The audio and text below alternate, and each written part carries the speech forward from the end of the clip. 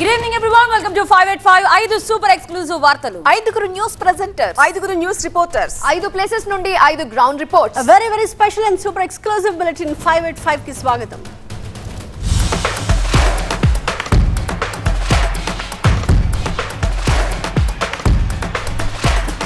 స్వతంత్ర భారతంలో హఠాత్ పరిణామం. రాజ్యాంగబద్ధ పదవి కోసం తొలిసారి అధికార ప్రతిపక్షాలు పోటీ పడుతున్నాయి.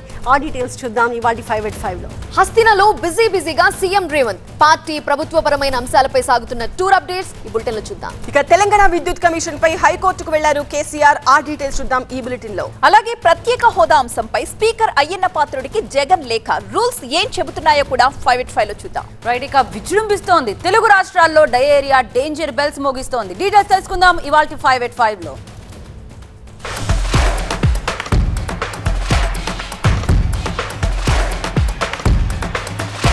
భారతదేశ చరిత్రలో తొలిసారి లోక్సభ స్పీకర్ ఎన్నిక జరగబోతోంది.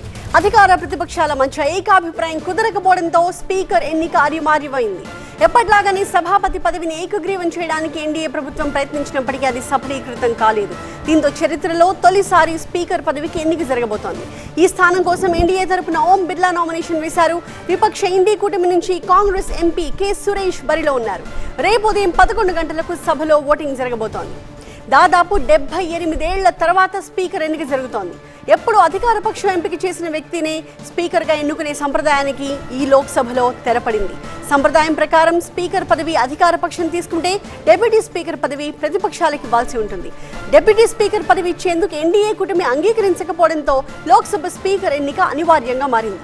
ప్రస్తుతం లోక్సభలో బలాబలాలు చూస్తే ఎన్డీఏ కూటమికి 293 మంది సభ్యులున్నారు. ఇండీ కూటమికి 234 మంది సభ్యుల బలం ఉంది. ఏ కూటమిలోనూ లేని సభ్యులు 16 మంది ఉన్నారు. ఇలా చూసినప్పటికీ ఓం బిర్లా స్పీకర్ కావడం లాంఛనమే అయినప్పటికీ దేశ చరిత్రలో స్పీకర్ ఎన్నిక జరగడం మాత్రం ఇప్పుడు అత్యంత చర్చనీయాంశంగా మారింది. మా అసోసియేట్ ఎడిటర్ మహాత్మా మరింత సమాచారంతో లైవ్ లో సిద్ధంగా ఉన్నారు. మహాత్మా, స్వతంత్ర భారతదేశంలో తొలిసారి జరుగుతున్న లోక్సభ స్పీకర్ ఎన్నికగా దీని గురించి మనం చెప్పుకోవచ్చు. అయితే డిప్యూటీ స్పీకర్ పదవి ప్రతిపక్షానికి ఇవ్వడానికి ఎందుకు ఎన్డీఏ కూటమి సంసిద్ధత వ్యక్తం చేయలేదు? ఎందుకు అభ్యంతరం వ్యక్తం చేసింది?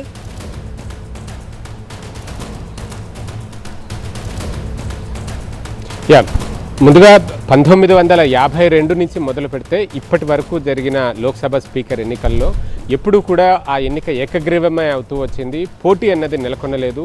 ఓటింగ్ నిర్వహించాల్సిన పరిస్థితి ఎప్పుడు తలెత్తలేదు. కానీ ఈసారి విపక్ష కూటమి నుంచి కె సురేష్ బరిలో నిలబడటంతో పోటీ అనివార్యంగా మారింది. రేపు ఉదయం 11 గంటలకు ఈ ఓటింగ్ జరగబోతోంది. సీక్రెట్ బ్యాలెట్ పద్ధతిలోనే ఈ ఎన్నికల నిర్వహణ అన్నది ఉంటుంది.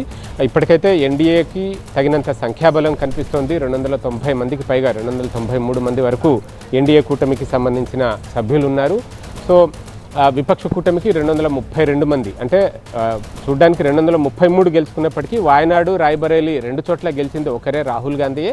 ఆయన్ని 2గా కౌంట్ చేయడం వీలుండదు. వాయనాడు ఆల్రెడీ వదిలిపెట్టేశారు కాబట్టి రాయ్బరేలీ మాత్రమే కౌంట్ ఉంటుంది. సో 232 మంది విపక్ష కూటమి తరపున ఉన్నారు. ఈ 2 కూటముల్లో లేని మరికొంతమంది 16 మంది వరకు ఉన్నారు. వారు ఎటువైపు ఉన్నా సరే ఎన్డీఏ కూటమికి గెలుపొందడానికి తగినంత సంఖ్యాబలం అయితే ఉంది. నిజానికి ఈ ప్రక్రియలో సంప్రదింపులు జరిపినప్పుడు రాజ్నాథ్ సింగ్ విపక్ష కూటమి నేతలతో మాట్లాడుతూ ఈ ఎన్నిక ఏకగ్రీవం చేయడానికి సహకరించాల్సిందిగా ఆయన కోరారు. అయితే విపక్ష కూటమి ఒక మెలిక పెట్టింది. డిప్యూటీ స్పీకర్ పదవిని తమకిచ్చే పక్షంలోనే తాము ఈ ఎన్నికను ఏకగ్రీవం చేసేందుకు ఒప్పుకుంటామంటూ వారు చెబుతూ వచ్చారు. ఎందుకంటే 2004 నుంచి 2014 వరకు యూపీఏ 1, యూపీఏ 2 ఈ 2 ప్రభుత్వాల హయాంలో డిప్యూటీ స్పీకర్ పదవిని బీజేపీకే ఇచ్చారు. మొదటి టర్మ్ చరణ్జీత్ సింగ్ అత్వాల్, రెండో టర్మ్లో కరియా ముండా ఈ ఇద్దరు డిప్యూటీ స్పీకర్లుగా వ్యవహరించారు. కానీ ఆ సాంప్రదాయం ఆ తర్వాత మళ్ళీ కొనసాగలేదు. 2014 నుంచి 19 వరకు మిత్రపక్షానికి చెందిన, అంటే అప్పుడు ఎన్డీఏలో అన్నాడీఎంకే భాగస్వామిగా ఉంది. అన్నాడీఎంకేకి చెందిన తంబిదురైకి డిప్యూటీ స్పీకర్ పదవి ఇచ్చారు. 2019 నుంచి 24 వరకు అయితే ఆ పదవిని పూర్తిగా వేకెంట్లో పెట్టారు తప్ప ఏ ఒక్కరికి కూడా ఇవ్వలేదు. కానీ ఇప్పుడు డిప్యూటీ స్పీకర్ పదవి విషయంలో విపక్షాలు పట్టుబట్టుతున్నాయి. పట్టుబట్టడంలోనూ తప్పు లేదనే చెప్పవచ్చు. ఎందుకంటే గతంలో వారు అధికారంలో ఉన్నప్పుడు బీజేపీకి ఈ డిప్యూటీ స్పీకర్ పదవిని ఒక ఆనవాయితీగా, ఇదేం నిబంధన కాదు, ఖచ్చితంగా చేయాలన్న రూల్ ఏమీ లేదు, కానీ ఒక సాంప్రదాయంగా ఒక ఆనవాయితీగా కొనసాగుతూ వచ్చింది. దాన్నే ఇప్పుడు కొనసాగించాలని చెప్పి వారంతా కూడా పట్టుబడుతున్నారు. అయితే అధికార పక్షం ఇది షరతులతో నిర్వహించే ఎన్నిక కాదు. మీరు ఇలా షరతులు ముందుగా పెడితే ఎలా కుదురుతుంది? మీరు దీన్ని ఏకగ్రీవం చేయండి. డిప్యూటీ స్పీకర్ అయితే ఇప్పటికిప్పుడు జరిపే ఎన్నికలు కాదు కదా, తర్వాత లెవెల్లో ఉంటుంది. అప్పుడు వచ్చినప్పుడు మీరు అన్న మాటల్ని మేము సానుకూలంగా తీసుకుంటామా లేదా అన్నది తర్వాత చెప్తాం. ముందైతే ఈ ఎన్నికకి సహకరించండి అంటూ రాజ్నాథ్ సింగ్ అడిగినట్టుగా, దానికి వారు ఇలా మెలికలు పెట్టి షరతులు పెట్టినట్టుగా అధికార పక్షం విమర్శలు చేస్తున్నారు విపక్ష కూటమి మీద.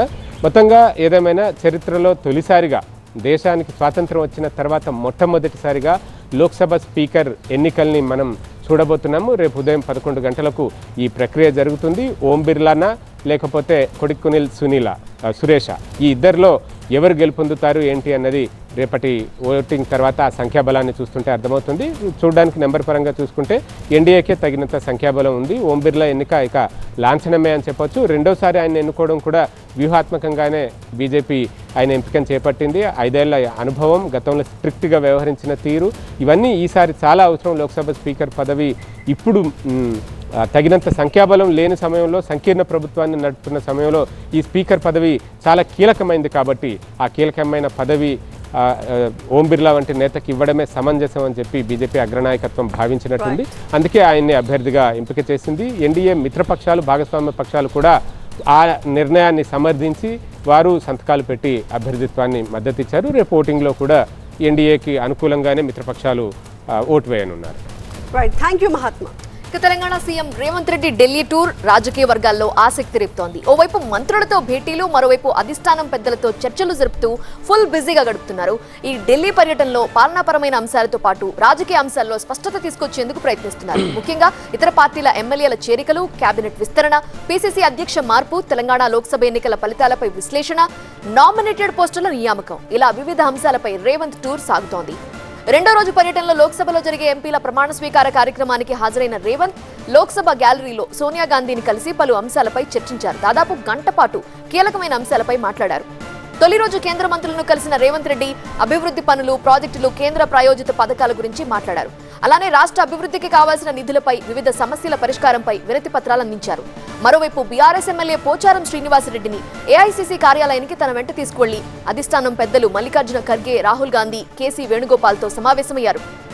ఇక ఇవాళ మరోసారి అధిష్టానం పెద్దలతో వివిధ అంశాలపై చర్చించనున్నారు.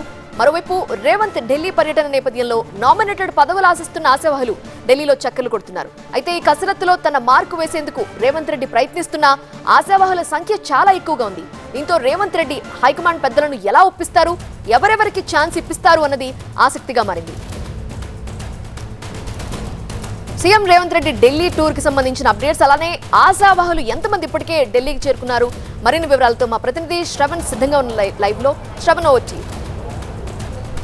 2 రోజుల ఢిల్లీ పర్యటనలో సీఎం రేవంత్ రెడ్డి బిజీగా గడుపుతున్నారు. ఎంపీల ప్రమాణ స్వీకారోత్సవానికి ప్రారంభమయ్యారు. తెలంగాణలో గెలిచిన 8 మంది ఎంపీలతో ఢిల్లీ వెళ్లిన సీఎం రేవంత్ రెడ్డి ఎంపీల ప్రమాణ స్వీకారోత్సవ కార్యక్రమానికి పాల్గొంటూనే పార్టీపరమైన కార్యక్రమాలను చూస్తూనే మరోపక్క కేంద్ర మంత్రుల్ని కలవటం జరుగుతుంది. నిన్న రాజ్నాథ్ సింగ్ రక్షణ శాఖ మంత్రిని కలిశారు. అలాగే గృహ నిర్మాణ శాఖ మంత్రి ఖట్టర్తో కూడా నిన్న సమావేశమయ్యారు. తెలంగాణకు రావాల్సిన పలు అంశాల మీద వారితో చర్చించడం జరిగింది. ఈరోజు కూడా జేపీ నడ్డాను కూడా కలిశారు సీఎం రేవంత్ రెడ్డి. ఆరోగ్య మిషన్ కింద తెలంగాణకి రావాల్సిన 693 కోట్లు సుమారుగా ఏదైతే నిధులు ఉన్నాయో వాటిని వెంటనే రిలీజ్ చేయాలని చెప్పేసి జేపీ నడ్డాతో సమావేశమైంది.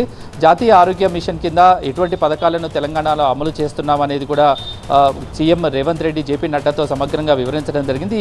ఈ సంవత్సరం జనవరి నుంచి కూడా పూర్తిగా దానికి సంబంధించిన ఆరోగ్య మిషన్కి సంబంధించిన కేంద్ర పథకాలు ఏవైతే ఉన్నాయో వాటి అమలు ఏదైతే ఉందో దాన్ని తూచా తప్పకుండా పాటిస్తున్నామని, దానికి కావాల్సిన నిధులు పెండింగ్ బకాయిలు ఏవైతే ఉన్నాయో కానీ అవి పూర్తిగా రిలీజ్ చేస్తే అత్యవసర సేవలు, గ్రామ స్థాయిలో అందించాల్సిన అత్యవసర సేవలు ఏవైతే ఉంటాయో వాటికి సంబంధించిన నిధులను సమర్థవంతంగా వినియోగించుకునే అవకాశం ఉంటుంది. కాబట్టి ఖచ్చితంగా కేంద్ర సహకారం కావాలని జేపీ నడ్డాతో ప్రత్యేకంగా చర్చించడం జరగదు.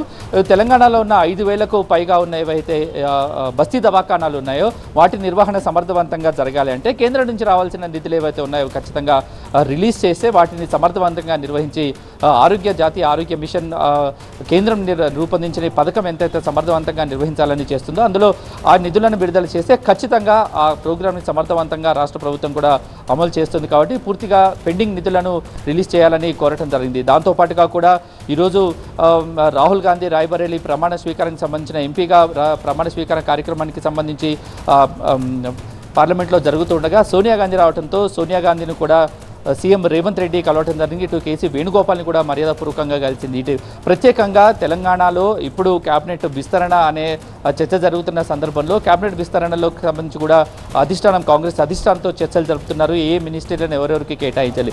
దీంతో పాటుగా కూడా నామినేటెడ్ పోస్టుల భర్తీ అంశం కూడా ఇక్కడ చాలా ఇంపార్టెంట్ విషయంగా ఉంది. కొన్ని నామినేటెడ్ పోస్టులను భర్తీ చేసిన తర్వాత మరికొన్ని నామినేటెడ్ పోస్టులు అయితే ఉన్నాయి.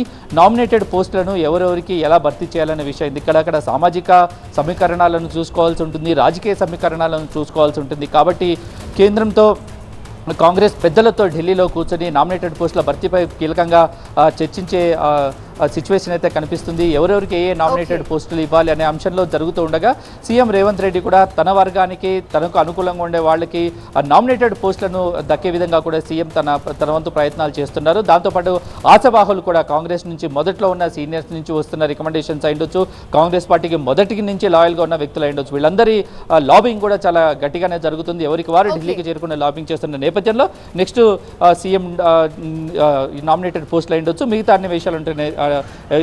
అన్ని విషయాలు ఎలా ఉంటాయనేది తెలిసే అవకాశం ఉంది. ఇక విద్యుత్ కొనుగోళ్లలో అవకతవకలపై కాంగ్రెస్ ప్రభుత్వం నియమించిన తెలంగాణ విద్యుత్ కమిషన్ పై మాజీ ముఖ్యమంత్రి కేసీఆర్ హైకోర్టును ఆశ్రయించారు. జస్టిస్ నరసింహారెడ్డి కమిషన్ ను రద్దు చేయాలని కోర్టులో కేసీఆర్ రిట్ పిటిషన్ వేశారు. కమిషన్ ఏర్పాటు సహజ న్యాయ సూత్రాలకు విరుద్ధంగా ఉందని ఆ పిటిషన్లో పేర్కొన్నారు కేసీఆర్. నిబంధనల మేరకే విద్యుత్ కొనుగోలు జరిగిందని తెలిపారు. జస్టిస్ నరసింహారెడ్డి ప్రెస్ మీట్లు పెట్టి మరీ ఏకపక్షంగా వ్యవహరిస్తున్నారని ఆరోపించారు. ఈ కేసులో విద్యుత్ కమిషన్, జస్టిస్ నరసింహారెడ్డి, ఎనర్జీ విభాగం అధికారులను ప్రతివాదులుగా కేసీఆర్ పేర్కొన్నారు.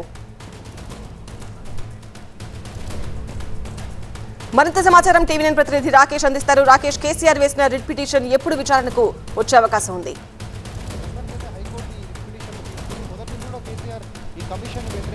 కమిషన్ పూర్తిగా న్యాయ సూత్రాలకు విరుద్ధంగా ఏర్పాటు చేశారు. దాంతోపాటు కమిషన్ హెడ్ చేస్తున్నటువంటి జస్టిస్ నరసింహారెడ్డి కావాలని రేవంత్ రెడ్డిని, ముఖ్యమంత్రిని సాటిస్ఫై చేయడానికి ప్రయత్నిస్తున్నారు తప్పే ఎక్కడా కూడా న్యాయబద్ధంగా విచారణ జరపట్లేదు అంటూ ఎప్పుడైతే కేసీఆర్ కమిషన్ నోటీస్ ఇచ్చిందో నోటీస్కి రిప్లైగా 13 పేజీల ఒక ఘాటైన రిప్లైను కేసీఆర్ కొద్ది రోజుల క్రితమే ఇచ్చారు. అందులో పూర్తిగా అసలు విద్యుత్ ప్రాజెక్టులు భద్రాద్రి కానీ ఇటు యాదాద్రి కానీ 2 పవర్ ప్లాంట్లు ఎందుకు నిర్మించాల్సి వచ్చింది, హడావుడిగా ఎందుకు చేపట్టాల్సి వచ్చింది, ఎన్ని కోట్లతో నిర్మాణం చేపట్టాం, ఈ విద్యుత్ ప్లాంట్లు నిర్మించక ముందు అంటే వాటిని స్టార్ట్ చేయకముందు తెలంగాణలో ఉన్నటువంటి పవర్ క్రైసిస్ ఏంటి, ఎంత విద్యుత్ అవసరం ఉండేది, వీటన్నిటిని లెక్కలతో సహా ఆయన లేఖలో రాశారు. దాంతోపాటు ఏదైతే వివాదానికి కేంద్రంగా ఉందో సబ్ క్రిటికల్, సూపర్ క్రిటికల్ అనే టెక్నాలజీ, ఇప్పుడంతా సూపర్ క్రిటికల్ వాడుతుంటే సబ్ క్రిటికల్ టెక్నాలజీ ఎందుకన్నప్పుడు ప్రభుత్వం వాడింది అనే ప్రశ్నకు కూడా ఆయన సమాధానం ఇచ్చారు.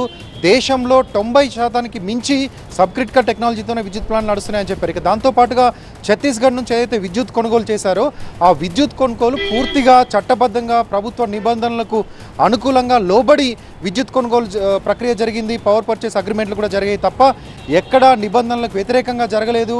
అవగాహన లేకుండా ఈ ప్రభుత్వం కమిషన్ వేసిందంటూ కేసీఆర్ వివరాలన్నింటినీ కూడా కోర్టు దృష్టికి తీసుకెళ్లారు. ఎక్కడైతే అడ్వాన్స్డ్గా బుక్ చేసుకున్నటువంటి ఛత్తీస్గఢ్ విద్యుత్కి యూనిట్ ప్రైస్ ఎంత పడిందో అంతకంటే ఎక్కువగా తమిళనాడు, కర్ణాటక పెట్టి ఆ తర్వాత కొన్ని రోజుల్లో కొనుగోలు చేశాయి. సో ఇక్కడ ప్రభుత్వంతో జరిపినటువంటి కొనుగోలులో ఎలాంటి అవకతవకలు లేదని చెప్పడానికి ఆ 2 పక్క రాష్ట్రాలు కొనుగోలు చేసినటువంటి విధానమే ఉదాహరణ అంటూ ఆయన పేర్కొన్నారు. ఇక హైకోర్టు ఎలా స్పందిస్తుంది, కేసీఆర్ దాంట్లో పెట్టినటువంటి ముఖ్యమైనటువంటి అంశం, మేము కమిషన్ వేయడాన్ని మేము వ్యతిరేకించట్లేదు, విద్యుత్ కమిషన్ వేసి విద్యుత్ ప్రాజెక్టులపైన, ఆన్గోయింగ్ ప్రాజెక్టులపైన, విద్యుత్ కొనుగోళ్లపైన, 10 ఏళ్ల కాలంలో జరిగిన వ్యవహారం పైన మీరు పూర్తి స్థాయి విచారణ జరపొచ్చు. కానీ కమిషన్కు హెడ్ చేస్తున్నటువంటి జస్టిస్ నరసింహారెడ్డి వ్యవహార శైలిపైనే మాకు అభ్యంతరాలు ఉన్నాయి, ఆయన్ను కమిషన్ నుంచి తొలగించండి లేదా కమిషన్ మొత్తాన్నే మీరు రద్దు చేయండి అంటూ హైకోర్టుకు వెళ్ళారు. ఎందుకంటే విచారణ ప్రారంభం కాకముందే ఒక కమిషన్ ప్రెస్ మీట్ పెట్టడం ఏంటి, ఆ ప్రెస్ మీట్లో అంతా అయిపోయింది, గత ప్రభుత్వం తప్పు చేసిందన్నట్లుగా ఆయన మాట్లాడడము, లీక్లు ఇవ్వడము, ప్రెస్ మీట్లో డైరెక్ట్గా ఆయన ఇలాంటి కామెంట్స్ చేయడము, ఇవన్నీ చాలా ఇబ్బందిగా ఉన్నాయి. ఎక్కడ ఏ అంశం పైన ఏ ప్రభుత్వం కమిషన్ వేసినా విచారణ పూర్తయ్యే వరకు చాలా సైలెంట్గా ఉంటారు. నివేదిక ప్రభుత్వానికి సబ్మిట్ చేసిన తర్వాత ప్రభుత్వం తీసుకునే నిర్ణయం తర్వాతనే అదంతా బయటకు వస్తుంది. కానీ ముందుగానే ప్రెస్ మీట్లు పడడం అంటే ఎక్కడ జరగదు. కావాలనే కక్షపూరితంగా వ్యవహరిస్తున్నట్లుగా కమిషన్ ధోరణి కనిపిస్తుంది. ముఖ్యమంత్రిని ప్రభుత్వాన్ని సాటిస్ఫై చేసేందుకు అప్పుడున్నటువంటి ప్రభుత్వాన్ని ఇరికించేందుకు ఒక ప్రయత్నంగా కనిపిస్తుందంటూ ఆయన హైకోర్టు దృష్టికి తీసుకెళ్లారు. హైకోర్టు ఎట్లా స్పందిస్తుంది, విచారణ కమిషన్ను ప్రస్తుతానికి స్టే ఇచ్చి ఆగమంటుందా లేకపోతే విచారణను కంటిన్యూ చేయమని కోర్టు చెప్తుందా, అక్కడ జరిగే ముందు ఆర్గ్యుమెంట్స్లో ఇంకా మరిన్ని ఇంట్రెస్టింగ్ ఎలిమెంట్స్ బయటకు వచ్చేటువంటి అవకాశం ఉంది. రైట్ రాకేష్.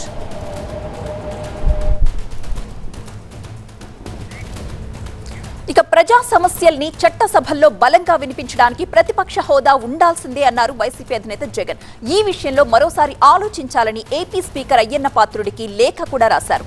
ప్రతిపక్ష హోదా ఇవ్వాలంటే 10% సీట్లు ఉండాలని చట్టంలో ఎక్కడా లేదని, పార్లమెంట్లో కానీ ఉమ్మడి ఏపీలో కానీ ఈ నిబంధన పాటించలేదు అన్నారు.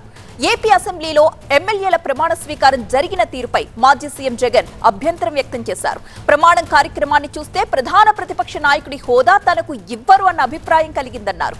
అసెంబ్లీ విధానం ప్రకారం ముందుగా సభా నాయకుడు, ఆ తర్వాత ప్రతిపక్ష నాయకుడు, ఆ తర్వాత మంత్రులు ప్రమాణ స్వీకారం చేయాలి. కానీ అలా జరగలేదన్నారు. సంప్రదాయాలకు విరుద్ధంగా మంత్రుల తరువాతే తనతో ప్రమాణం చేయించారని వెల్లడించారు. తనకు ప్రధాన ప్రతిపక్ష నాయకుడి హోదా ఇవ్వకూడదనే నిర్ణయాన్ని కూటమి ముందుగానే తీసుకున్నట్టుగా కనిపిస్తోందన్నారు జగన్. ప్రతిపక్ష హోదాకు 10% సీట్లుండాలని ఎక్కడా లేదన్నారు. కూటమి స్పీకర్ తనపై శత్రుత్వం ప్రదర్శిస్తున్నారన్న జగన్ అసెంబ్లీలో గొంతు విప్పే పరిస్థితులు కనిపించట్లేదన్నారు. ప్రతిపక్ష హోదాతోనే సమస్యలు వినిపించే అవకాశం ఉందని, ఈ అంశాల్ని స్పీకర్ దృష్టిలో పెట్టుకోవాలని సూచించారు ఆయన. సాధారణంగా రూల్ ప్రకారం చూస్తే మొత్తం సీట్లలో కనీసం 10% సీట్లు గెలుచుకుంటే అసెంబ్లీలో ప్రతిపక్ష హోదా లభిస్తుంది. ఏపీలో 175 అసెంబ్లీ స్థానాలున్నాయి. ఇందులో 10% అంటే కనీసం 18 సీట్లు గెలిచుండాలి. కానీ వైసీపీకి 11 స్థానాలు మాత్రమే ఉన్నాయి. 10% పైగా సీట్లు వస్తే ఆటోమేటిక్ గా ఆ పార్టీ ప్రధాన ప్రతిపక్ష హోదా గుర్తింపు తెచ్చుకోగలుగుతుంది. ఎక్కువ పార్టీలు తెచ్చుకుంటే ఎక్కువ సీట్లు వచ్చిన పార్టీ నేత ఎవరైతే ఉంటారో వారిని ప్రతిపక్ష నేతగా ఎన్నుకుంటారు. ఈ మొత్తం వ్యవహారంలో స్పీకర్దే ప్రధాన పాత్ర. అలాగే ఆయన రూలింగే ఫైనల్. కోర్టులు కూడా ఇందులో జోక్యం చేసుకోలేవు. అందుకే జగన్ స్పీకర్ని ప్రతిపక్ష హోదా ఇవ్వమని లేఖ రాశారు. ఫుల్ డీటెయిల్స్ అందించడానికి మా ప్రతినిధి ఎంపీ రావు సిద్ధంగా ఉన్నారు. ఎంపీ రావు, ప్రతిపక్ష హోదా ఇవ్వాలా వద్దా అన్న విషయంపై నిర్ణయం తీసుకునే విచక్షణాధికారాలు స్పీకర్ కి ఉంటాయంటున్నారు. మరి ఈ నేపథ్యంలో జగన్ రాసిన లేఖపై ఆయన ఎలాంటి నిర్ణయం తీసుకునే అవకాశాలు కనిపిస్తున్నాయి? ఖచ్చితంగా, ఎందుకంటే గతంలో జరిగినటువంటి కొన్ని సందర్భాలు చూసుకున్నట్లయితే 1984లో లోక్సభలో కానీ, ఆ తర్వాత 94లో ఉమ్మడి ఆంధ్రప్రదేశ్లో శాసనసభలో కానీ, రీసెంట్గా 2015 ఢిల్లీ అసెంబ్లీలో కానీ జరిగినటువంటి పరిణామాలు చూస్తే వాస్తవంగా 10% లేకపోయినప్పటికీ కూడా, టోటల్ అసెంబ్లీ సీట్స్లో 10% సీట్లు రాకపోయినప్పటికీ కూడా అక్కడ స్పీకర్ విచక్షణ మీద ఆధారపడి స్పీకర్ ఇచ్చేటటువంటి రూలింగ్ ఆధారంగా ప్రతిపక్ష పార్టీ హోదా ఇవ్వచ్చు అనే గతంలో చోటు చేసుకున్నటువంటి పరిణామాలను ఇప్పుడు వైఎస్ఆర్సీపీ నేతలు అయితే లేవనెత్తుతున్నారు. కానీ మాజీ ముఖ్యమంత్రి జగన్మోహన్ రెడ్డి రాసినటువంటి లేఖ మీద కూటమి పార్టీల నేతలు కానీ మంత్రులు కానీ తీవ్రంగా స్పందిస్తున్నారు. అసలు ప్రతిపక్ష హోదా అడిగేటటువంటి అర్హత కూడా వైఎస్ఆర్సీపీకి లేదు. అందుకనే ప్రజలు కేవలం 11 సీట్లతో సరిపెట్టారు. వాస్తవంగా అయితే అసెంబ్లీలో ఉన్నటువంటి 175 సీట్ల ప్రకారము రాష్ట్రంలో ప్రతిపక్ష హోదా పొందాలంటే ఖచ్చితంగా 18 సీట్లు ఉండాలి. ఈ విషయం జగన్మోహన్ రెడ్డి కూడా తెలుసు అంటున్నారు మాజీ మంత్రి నిమ్మల రామానాయుడు. గతంలో తెలుగుదేశం పార్టీ ప్రతిపక్షంలో ఉన్నటువంటి సమయంలో అప్పటి నాటి సీఎం జగన్మోహన్ రెడ్డి చేసినటువంటి కామెంట్స్ను కూడా ఆయన లేవనెత్తుతున్నటువంటి పరిస్థితి. గతంలో అసెంబ్లీలో 23 సీట్లు తెలుగుదేశం పార్టీకి వచ్చాయి. ఆ 23లో కొన్ని సీట్లు కనుక నేను తీసుకున్నట్లయితే మీకు ప్రతిపక్ష హోదా కూడా ఉండదు అంటూ కూడా నాటి సీఎం జగన్మోహన్ రెడ్డి చేసినటువంటి కామెంట్స్ను ఇప్పుడు గుర్తు చేస్తున్నటువంటి పరిస్థితి. అలాంటిది ఇప్పుడు ప్రతిపక్ష హోదా ఇవ్వాలని ఎలా అడుగుతారు? అయినప్పటికీ కూడా ప్రతిపక్ష హోదాకు తగినటువంటి సీట్లు లేకపోయినప్పటికీ కూడా ఆయన యొక్క గౌరవానికి ఎక్కడా కూడా భంగం కలగకుండా ముఖ్యమంత్రి చంద్రబాబు నిర్ణయం తీసుకుంటున్నారు. దాంట్లో భాగంగానే అసెంబ్లీ సమావేశాల ప్రారంభం రోజున ఎమ్మెల్యేల వరకు కూడా రావాల్సినటువంటి ఎమ్మెల్యేల వెహికల్ అలైన్మెంట్ పాయింట్ వరకు రావాల్సినటువంటి జగన్మోహన్ రెడ్డి వెహికల్ను అసెంబ్లీ లోపల వరకు కూడా వచ్చే వరకు కూడా సీఎం చంద్రబాబు నాయుడు ఆయనకు అనుమతి ఇవ్వాలని చెప్పేసి అధికారులను ఆదేశించారు. అంతేకాకుండా అసెంబ్లీ లోపల ప్రమాణ స్వీకారం చేసేటటువంటి సమయంలో కూడా జగన్మోహన్ రెడ్డికి ఒక మాజీ సీఎం హోదాలో ప్రోటోకాల్ ఇవ్వండి, అంతే తప్ప సాధారణంగా ఎమ్మెల్యేలు చేసేటటువంటి సమయంలో కాకుండా ముందుగానే చేయించాలని చెప్పేసి చంద్రబాబు ఆయనకు గౌరవిస్తున్నప్పటికీ కూడా మాజీ సీఎం జగన్మోహన్ రెడ్డి ఈ రకమైనటువంటి లేఖలు రాయడం కరెక్ట్ కాదంటున్నారు మంత్రులు. సో దీని మీద అయితే మాత్రం కూటమి నేతల నుంచి వస్తున్నటువంటి స్పందన చూసినట్లయితే ఖచ్చితంగా వైఎస్ఆర్సీపీకి ప్రతిపక్ష హోదా ఇచ్చే అవకాశం లేదని చెప్పేసి మాత్రం మంత్రులు అయితే చెప్తున్నటువంటి పరిస్థితి. దీని మీద మరి స్పీకర్ ఏ రకంగా స్పందిస్తారనేది చూడాలి. అసలే నీటి కటకట. దీంతో చాలా మంది కలుషిత నీరు తాగుతున్నారు. అందుకే ఇప్పుడు తెలుగు రాష్ట్రాల్లో డయేరియా కేసులు పెరిగిపోతున్నాయి. ఇప్పటికే జగ్గయ్యపేటలో డయేరియా డేంజర్ బెల్స్ మోగిస్తోంది. తెలంగాణలోని బాన్సువాడ ఏరియా హాస్పిటల్లో డయేరియా బాధితుల సంఖ్య పెరుగుతోంది. కొన్ని రోజులుగా డయేరియా బారిన పడి బాధితులు ఆసుపత్రుల్లో చేరుతున్నారు. గ్రామాల్లో కలుషిత నీరు తాగి రోగాల బారిన పడుతున్నట్టు తెలుస్తోంది. ఇక జగ్గయ్యపేటను డయేరియా మంచాన పడేసింది. భారీ సంఖ్యలో బాధితులు హాస్పిటల్లో చికిత్స పొందుతున్నారు. కొత్తగా మరో 2 గ్రామాల్లో డయేరియా కేసులు నమోదయ్యాయి. ముక్తియాల, రావిరాల్లో డయేరియా కేసులు గుర్తించినట్టుగా అధికారులు చెప్పారు.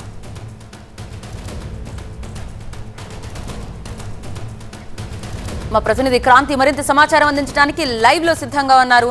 క్రాంతి, చాలా గ్రామాల్లో ఇప్పుడు కలుషిత నీరు తాగి డయేరియా బారిన పడుతున్నారన్న రిపోర్ట్ వచ్చిన నేపథ్యంలో అదేవిధంగా వైద్యాధికారులు ఎలాంటి సూచనలు చేస్తున్నారు, ఎలాంటి ప్రత్యామ్నాయ మార్గాలు కల్పిస్తున్నారు? నిన్నటి వరకు కేవలం జగ్గయ్యపేటలో 8 గ్రామాల్లో మాత్రమే డయేరియా కేసులు రిపోర్ట్ అయ్యాయి. కానీ తాజాగా మరో 2 గ్రామాలకి ఈ డయేరియా కేసులు పెరుగుతున్నటువంటి పరిస్థితి కనిపిస్తోంది. సో ఓవరాల్గా జగ్గయ్యపేట మొత్తం మీద దాదాపు 100 మందికి పైగా బాధితులు ఆసుపత్రుల్లో చికిత్స పొందుతున్నారు. రోజు రోజుకి డయేరియా కేసులు పెరుగుతున్న నేపథ్యంలో అటు ఆరోగ్య శాఖ అధికారులతో పాటు గ్రామ పంచాయతీ సచివాలయ సిబ్బంది కూడా అలర్ట్ అయ్యారు. ఎక్కడికక్కడ ఆదేశాలు జారీ చేస్తున్నటువంటి పరిస్థితి కనిపిస్తోంది. ఇక ఉన్నత స్థాయి అధికారులు కూడా వరుస సమీక్షలు పెడుతూ డయేరియా కట్టడికి చర్యలు తీసుకోవాలని చెప్పి కూడా ఆదేశాలు జారీ చేస్తున్నారు. మనం ఇప్పటికే చూసాము, గత కొద్ది రోజుల ముందే చికెన్, మటన్, చేపల అమ్మకాలకు నిషేధం విధించారు అధికారులు. ఇక తాజాగా టీ, టిఫిన్ షాపులకు సంబంధించి జగ్గయ్యపేట వ్యాప్తంగా కూడా అన్నిటినీ 10 రోజుల పాటు బంద్ చేస్తూ ఆదేశాలు జారీ చేశారు. ఎక్కడా కూడా నాన్ వెజ్తో పాటు టీ, టిఫిన్ అండ్ అలాగే ఇతర అమ్మకాలు ఏవి కూడా చేయొద్దని చెప్పి కూడా నిషేధాజ్ఞలు విధించినటువంటి పరిస్థితి కనిపిస్తోంది. ఈ యొక్క డయేరియా వ్యాప్తికి ప్రధాన కారణంగా నీటి కలుషితంగా గుర్తించారు అధికారులు. మొత్తం పైప్ లైన్స్ అన్నీ కూడా పాతవి కావడం, దాదాపు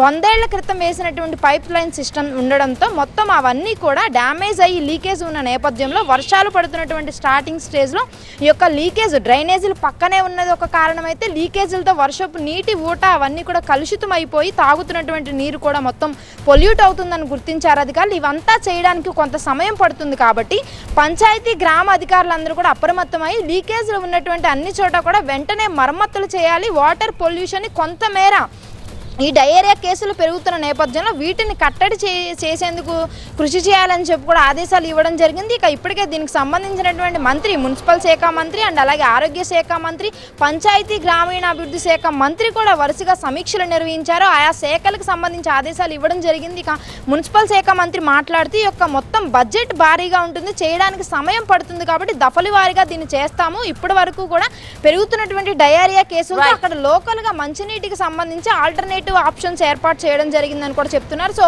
త్వరలోనే డయేరియా కంట్రోల్ అవుతుంది. ప్రజలు ఎవరు కూడా కంగారు పడొద్దు. ఖచ్చితంగా నిషేధాజ్ఞలు అమలు చేస్తున్నాము అండ్ అలాగే కాచి చల్లార్చినటువంటి నీటిని మాత్రమే తాగాలి అని చెప్పి కూడా సూచనలు జారీ చేస్తున్నటువంటి పరిస్థితి అయితే జగ్గయ్యపేటలో కనిపిస్తూ ఉంది. థ్యాంక్ యూ క్రాంతి, డీటెయిల్స్ అందించినందుకు. ఇది వాళ్ళ 5 at 5 బ్రేక్. తర్వాత టీవీ 9.